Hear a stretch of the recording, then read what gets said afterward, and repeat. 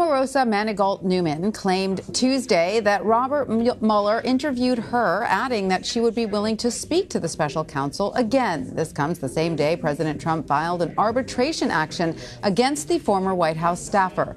His campaign is claiming she breached a confidentiality agreement by publishing her new book. Omarosa fired back Tuesday about the legal action. She said in part, quote, "I will not be silenced." CBS News Chief White House correspondent Major Garrett has the latest. President Trump's campaign filed an arbitration claim in New York today against former campaign and White House aide Omarosa Manigault-Newman, alleging breach of her 2016 confidentiality agreement with the Trump campaign. A short time later, Omarosa responded. I don't believe that I violated, but I'm going to leave that to the lawyers to sort that out. It's interesting that he's trying to silence me, so what is he trying to hide? Should he be afraid of more tapes that you have in your possession? I think he should be afraid of being exposed as the misogynist, the bigot, and the racist that he is. On CBS this morning, Omarosa also released a new audio recording which contains Trump campaign aides discussing a rumor that Mr. Trump used the N-word while filming his hit show, The Apprentice. He said, "Lynn, what do you think of this Apprentice, rumor about the N-word?" And I said, "Well, sir, can you think of any time that this might have happened?" And he said, "No." And then he said, "Well, that's not true." So we know that's not true. Press Secretary Sarah Sanders said today she'd never heard Trump use that language, but couldn't guarantee there was no tape. I can't guarantee anything, but I can tell you that the president addressed this question directly. I can tell you that I've never heard it. Earlier, President Trump on Twitter called Omarosa a crazed, crying lowlife and then commended Chief of Staff John Kelly for, quote, quickly firing that dog last December. The president is somebody who's always going to fight fire with fire. This is something that isn't new. Omarosa also said she has spoken to special counsel Robert Mueller as part of his investigation into Russian election interference. Joining me now from Washington is CBS News Chief White House correspondent Major Garrett. Major, the Trump campaign announced Tuesday that the president is filing an arbitration action against Omarosa. Is the White House trying to silence her then? Well, we have to separate the two entities. The White House is different from the Trump campaign, and that non-disclosure or confidentiality agreement signed during the course of the campaign, I'm told by sources with direct knowledge, is quite different from a non-disparagement agreement that Omarosa and other top aides here at the White House, all assistants to the president level, signed once they agreed to work for the president here at the White House. The confidentiality agreement that's now subject to this arbitration review process, I'm told, much longer and much more lengthy, much more detailed. One source, very well informed about all this, described the non-disclosure agreement in the campaign era as almost the length of a novel. The one here at the White House, the non-disparagement agreement, much shorter. Essentially what it says is, if you're an assistant to the president, you promise in the future not to disparage the president, his family, the vice president, his family, or profit from your time here at the White House. The non-disparagement agreement for these top White House officials was drawn up by the White House counsel's office at the urging of President Trump.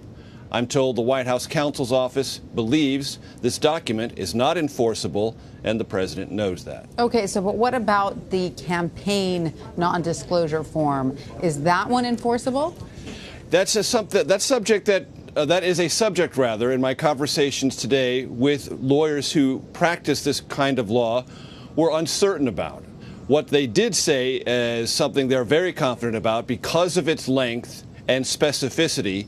It does create essentially a legal agreement between the campaign and whoever signs it. I know several people in the Trump campaign who, looking at this voluminous document, said, "No way, I'm not signing that. It puts me in too much of a box."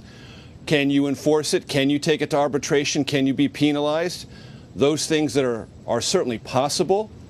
What it also represents is the sort of tenacious way the Trump organization always treated matters of potential litigation. Create as many areas where you can sue somebody if something goes awry, and this lengthy non-disclosure agreement would certainly be consistent with that practice.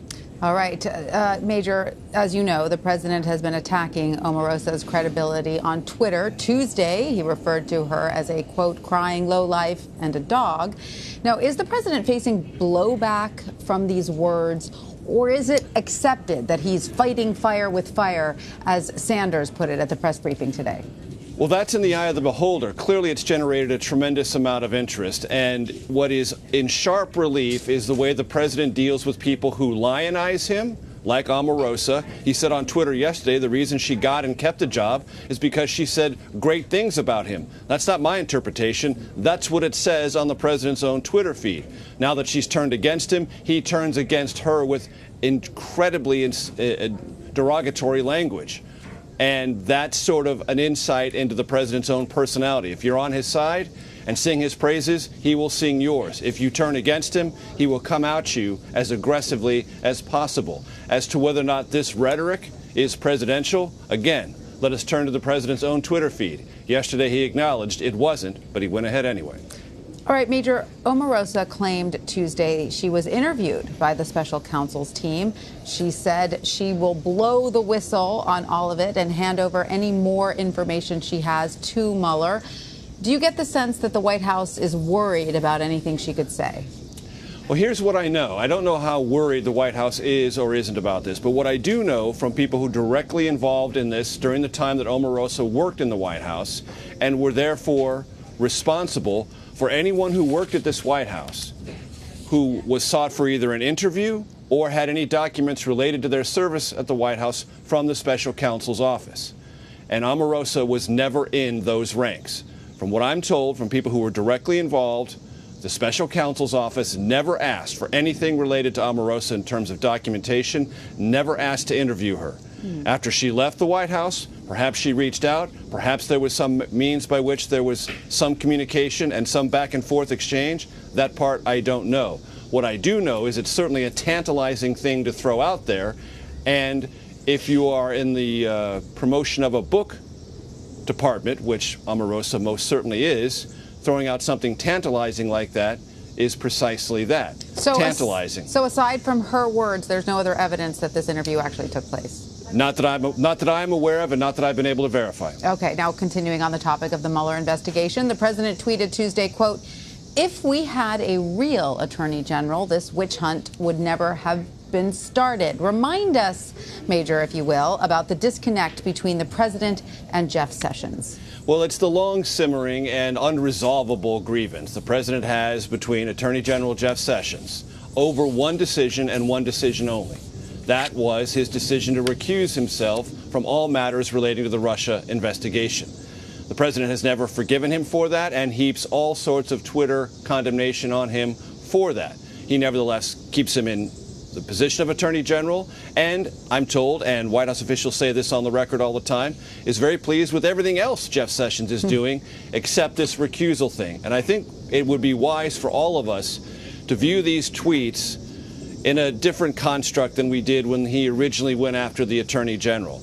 Then we all thought, well, maybe he's going to take a run at the Attorney General, and the Attorney General is really upset about this, and there were some awkward days when it wasn't really clear if the Attorney General could put up with it.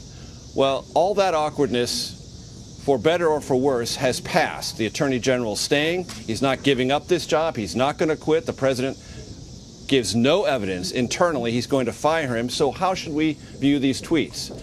As part of an ongoing and quite obvious and relentless public relations campaign via social media against the legitimacy and the direction of the special counsel investigation. That part of the Twitter campaign seems to be the most consistent focus of the president and not really about anything he is or isn't going to do with his sitting Attorney General. And worth reminding everyone that these tweets are also something that the Mueller investigation continues to collect.